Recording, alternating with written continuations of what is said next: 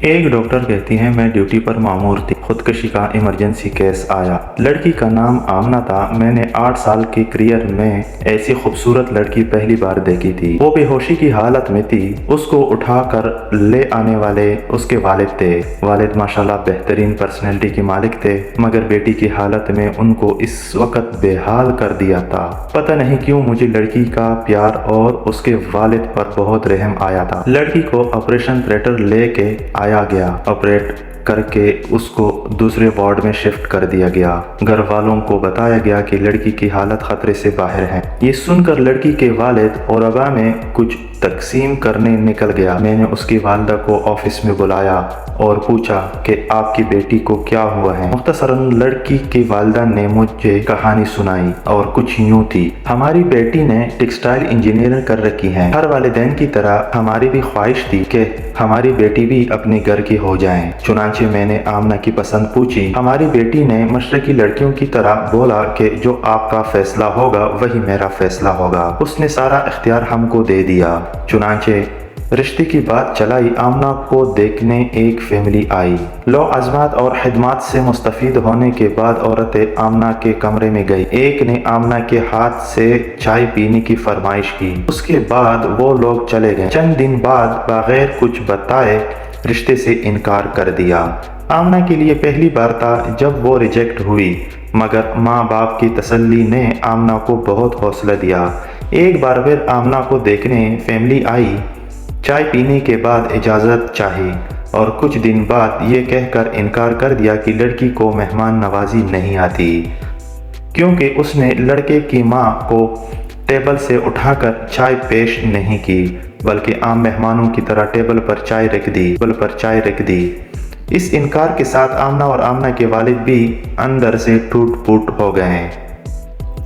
अल्लाह की रज़ा समझकर सब्र किया। कुछ दिनों बाद एक नई फैमिली आई। उस फैमिली के बैठते ही आमना ने उनके पाँव की जूते भी उतारे और उसी जगह चाय पेश की। उस फैमिली ने एक हफ्ते बाद ये कहते हुए इनकार कर दिया कि आपकी बेटी पर जिनात का साया, वरना कोई मेज़बान पहली बार घर आता है तो उसकी इतनी मेहमान नवाजी कौन करता है। पिछले 8 साल में 100 से ज़ायद रिश्ते आए। आमना के लिए कुछ ना ये कहकर इनकार कर दिया कि आमना की उम्र ज़्यादा हो गई है और एहसान जताते हुए कहा कि अगर आप ज़्यादा मजबूर हैं तो हमारा एक 48 साल का बेटा जिसकी अपनी दुकान है, उसके लिए हम आमना का रिश्ता कबूल करते हैं। इतना कहते हैं आमना की माँ सस्कियाँ लेकर रोने लगी और कहा, आप भी तो एक माँ हैं और माँ जितनी भी मजबूर हो गैरों के सामने क्या कह सकती हैं। और मेरी बेटी का सारा दिन मेरे सीने से लग कर रोती रही और कहती रही, इन लोगों के मयार तक आते आते मेरी उम्र ज़्यादा हो गई है। और माँ बोली, ना जाने कब इस दुनिया को अलविदा कहने का फैसला कर लिया। और कहती रही, मेरा मनहूस साया मेरी बहन को भी वालिद के दहलीज पर बूढ़ा कर देगा। मैंने आमना की वालदा को पानी पिलाया। इतने में उसका वालिद और पीछे से वार्ड बॉय कमरे में दाखिल हुआ और वार्ड बॉय ने कहा, आमना होश में आ गई है। आमना की वालिदा बिजली की तेजी से वार्ड में दाखिल हुई।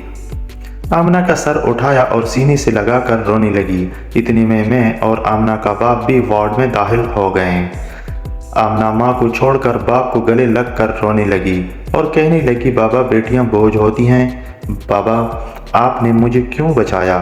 मुझे मरने देते ताकि मेरा मनहूस साया घर से निकले और गुड़िया की शादी हो, नहीं तो वो भी आपकी दहलीज पर पड़ी रहेगी और बूढ़ी हो जाएगी। आमना का बाप चुपचाप आंसू बह रहा था। मैंने हालात आउट ऑफ कंट्रोल होते देखे तो मैंने आमना को इंजेक्शन दे दिया और आमना के वालिद को लेकर ऑफिस में आ गई। मैंने आमना और उसकी छोटी बहन को अपने दोनों भाइयों के लिए मांग लिया।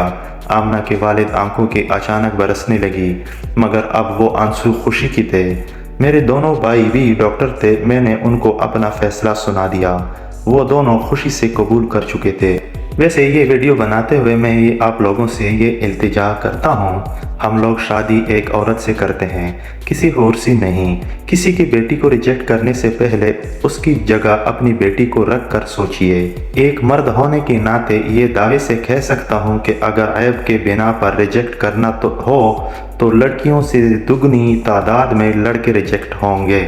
مجھ سے دنیا میں کسی بھی فورم پر کوئی بھی بندہ بحث کر لے، میں ثابت کر دوں گا کہ مرد میں عیب زیادہ ہیں۔ میں ہاتھ جوڑ کر خدا اور خدا کے رسول کا واسطہ دے کر یہ التجا کرتا ہوں، کسی کو بلا وجہ عیب زدہ کہہ کر ریجیکٹ نہ کرو۔ آپ لوگ اللہ کی مخلوق کے عیبوں پر پردہ ڈالو، اللہ تمہارے عیبوں پر پردہ ڈالے گا۔ آپ کے نکالے عیب نہ جانے کتنی لڑکیوں کو قبر میں دھکیل دیتے ہیں۔